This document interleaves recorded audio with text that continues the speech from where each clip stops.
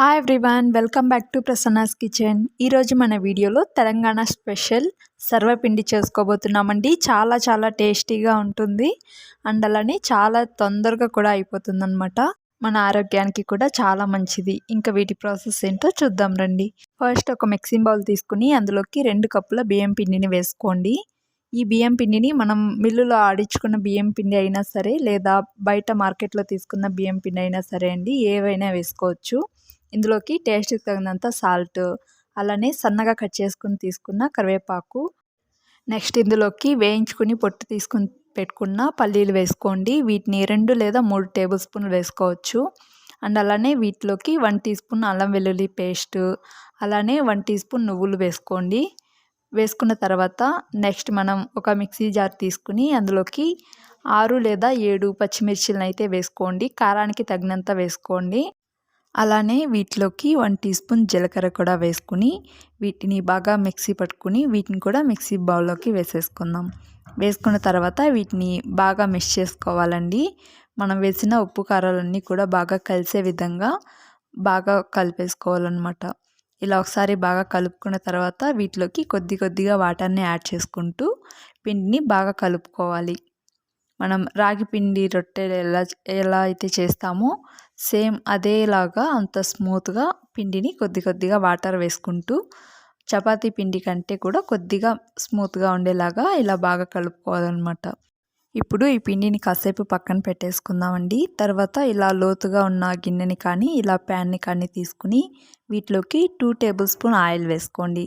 వేసుకున్న తర్వాత వీటిలోకి ఇందాక మనం ప్రిపేర్ చేసుకుని తీసుకున్న సర్వపిండి ఉంది కదా, వాటిని తీసుకుని ఇలా బాగా మందంగా కాకుండా అలానే చాలా పల్చగాను కాకుండా మీడియంగా ఒత్తుకోవాలండి.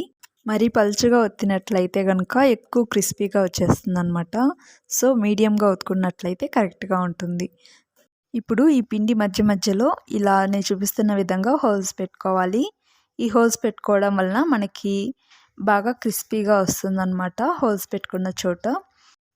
ఇప్పుడు ఇంకా వీటిని స్టవ్ ఆన్ చేసి స్టవ్ మీద పెట్టేసుకుందామండి. స్టవ్ మీద పెట్టేసుకుని మంటని లో ఫ్లేమ్లోనే ఉంచుకుని కుక్ చేసుకోవాలి. ఇలా మూత పెట్టేసుకుని 10 to 15 మినిట్స్ పాటు లో ఫ్లేమ్లోనే ఉంచుకుని కుక్ చేసుకోవాలి. ఇలా 10 to 15 మినిట్స్ తర్వాత మూత తీసి చూసినట్లయితే సర్వపిండి ప్యాన్కి ఏమాత్రం అతుక్కోకుండా సపరేట్గా వచ్చి ఉంటుందండి. ఇప్పుడు మనకి కరెక్ట్గా కుక్ అయినట్లు అనమాట. ఇప్పుడు వీటిని టర్న్ చేసేసుకుని లో ఫ్లేమ్లోనే ఉంచుకుని 5 మినిట్స్ పాటు మూత పెట్టకుండా అలానే కొంతసేపు వదిలేయాలండి. ఇలా 5 మినిట్స్ తర్వాత వీటిని పక్కకు తీసేసుకోవాలి. 5 మినిట్స్ ఇలా లో ఫ్లేమ్లోనే ఉంచుకున్నట్లయితే చాలు మనకి. మరి మీడియం ఫ్లేమ్ కూడా అవసరం లేదండి. 5 మినిట్స్ పాటు ఇలా లో ఫ్లేమ్లో కుక్ చేసుకుని వీటిని పక్కకు తీసేసుకోండి. ఈ కడాయి వేడిగా ఉంటుంది కాబట్టి వేరొక కడాయి లోతుగా ఉన్నవి తీసుకుని వాటిలోకి 2 టేబుల్ స్పూన్ల ఆయిల్ వేసుకుని ఇందాక మనం ఎలా అయితే ప్రిపేర్ చేసుకున్నామో అదేవిధంగా సర్వపిండిని ఇలా తీసుకుని ఇలా మీడియం మందంతో ఒత్తేసుకుని అక్కడక్కడ హోల్స్ పెట్టుకుని రెడీ చేసుకోవాలండి. అదే ప్యాన్లో కూడా రెడీ చేసుకోవచ్చు, కాకపోతే టైం సేవ్ అవుతుందన్నమాట. ఇలా రెండిట్లో చేసుకున్నట్లయితే కనుక అంతే అండి. ఆ ప్యాన్ తీసేసిన తర్వాత వీటిని స్టవ్ మీద పెట్టేసుకుని 10 to 15 మినిట్స్ తర్వాత మూత తీసి పక్కకు తీసేసుకోవటమే. చాలా సింపుల్ ప్రాసెస్ అండి అండ్ చాలా హెల్దీ కూడా మనకి.